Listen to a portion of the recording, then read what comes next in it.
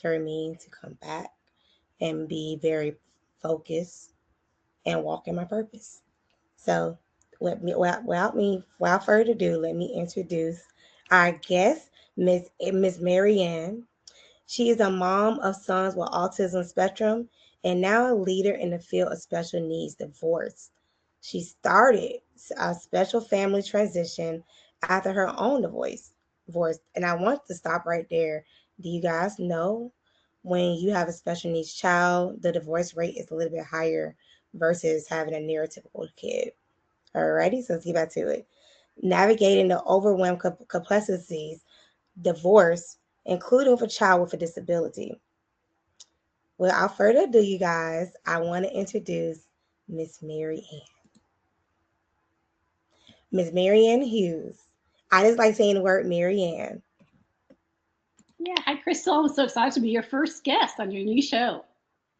I'm so excited. I used to have another platform and I took a break and I eventually one day I'm going to bring it back, but God made it clear for me to come back in this capacity and to focus on this topic and this industry because we need a voice more versus us talking about every other topic. It's important, but autism and all disabilities are and mental health are super important. For sure. That's So my life, dealing with autism and now helping other people with all kinds of disabilities as well in terms of challenges that they face. Their different relationships and dynamics. So I want to just hop right into it.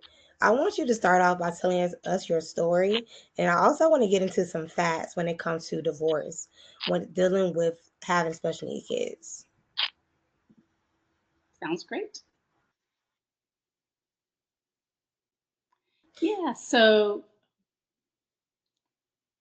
my story is that I'm the mom of two now young adults on the spectrum, and my kids got diagnosed when they were about 2 years old. Being a first-time mom, um, didn't really know what to expect, and it took me a while to get my first son's diagnosis, and then I had my second son, and turns out he was also on the spectrum, much much different abilities though, so that was kind of a surprise that he was also facing some challenges. But they both made tremendous progress over the years, and one now, my one who has more challenges, is in the day program. He's aged out of public school, and so now he's in a day program. And my other son, he's able to go to a university program for students with learning differences. So really proud of him.